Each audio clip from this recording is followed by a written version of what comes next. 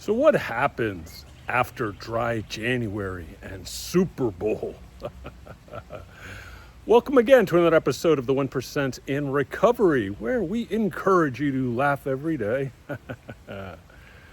to work hard in recovery, work hard in relationships, work hard in your business, job, school, just work. And to love.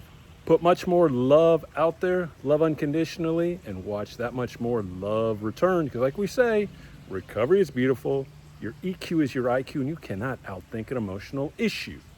Now, we encourage people to do is to go to the website, Wonderful.Love, L-O-V-E, download the free Recovery Growth Scorecard, where you can keep track by yourself on how to move your recovery forward, how to jumpstart your recovery, how to start to detox with natural dopamine, serotonin, oxytocin, and endorphins. That is the way to heal and move forward. Now, let's jump into this week's episode. A lot of people like to stick their foot in the water with dry January. Try not to drink for 31 days. Of course, the end of the football season happens around the second week of February with the Super Bowl.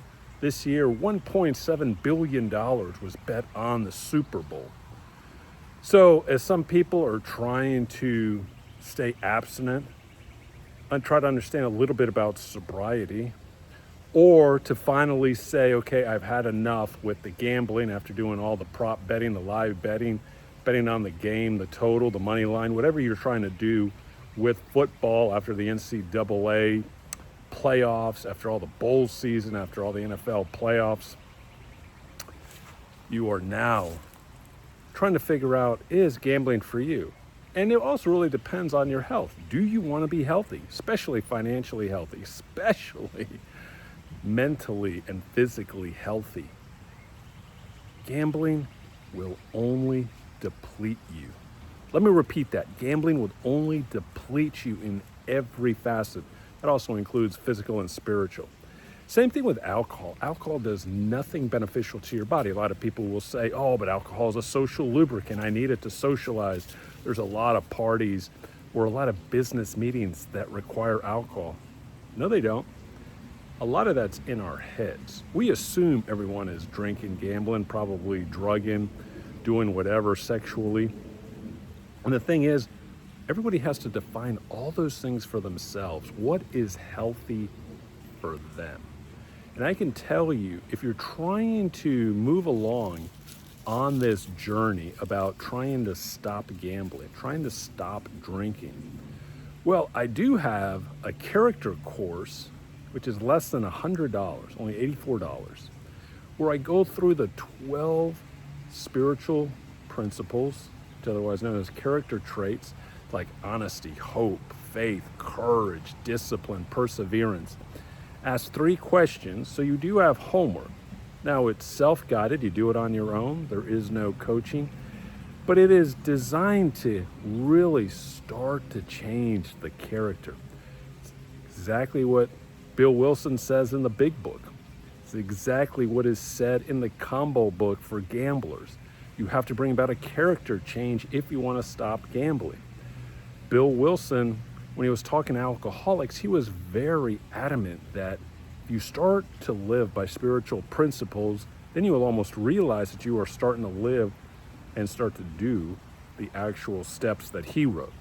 Now, the 12 steps explained the way I wrote really delves into a much more emotional and motivational point of view, because you have to hit the emotions, you got to hit the spiritual, you got to hit the mental, and that will move you forward. And that's what the 12 steps explained does. Those are other 12 steps rewritten, such as we believed a lie in step 1, and step 2 was, we need help. And you have 3 questions, homework with that, but that usually revolves much more coaching to move you forward.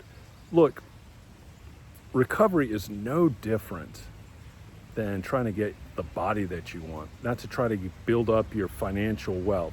You get a financial advisor, you get a trainer, you do the things that are necessary. But so many people try to do recovery, emotional stuff on their own without hiring a therapist, without hiring a recovery coach, without actually spending more time in their church or religion and trying to get so much more spiritual guidance. And people wonder why they struggle. I'm here so more people receive a lot more love, can say, I am lovable, I am loving.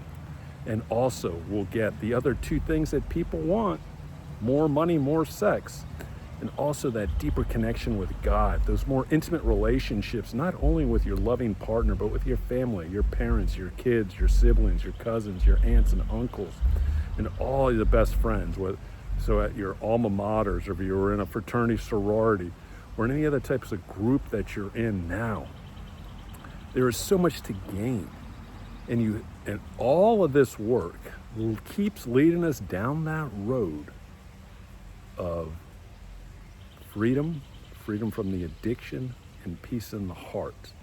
That is the whole reason when I went to Fatima, I didn't even know that's what I was searching for, but I found peace in Fatima.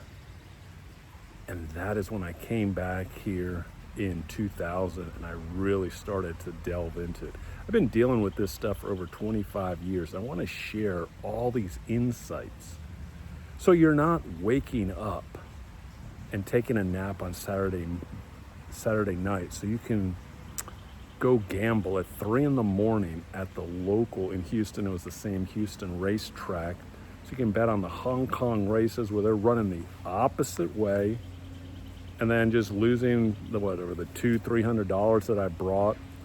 Didn't get much sleep, lose money. It's just not the way to live. It's so much better to wake up in the morning and go to the gym, or to go to brunch, or to do something that really brings something of value to you. So with that, I really hope people really try to understand why they try to start dry January. Hopefully you finished it. But abstinence is not the key. The relationship with alcohol goes much deeper, and you need someone to help you with it. Your relationship with, I have to bet on all the football games. You do not. It'll only lead into the basketball season, the baseball season, which also is going to have the horse racing, the golf, the tennis. There's so much, you can bet constantly, even on some BS sports. So I want to encourage people to focus on what do you truly want in life, and then go get it. I'm here so you can live Life is Wonderful, where you can have that recovery and you can just live your best life. And with that, we are going to conclude this episode of the 1% in Recovery podcast.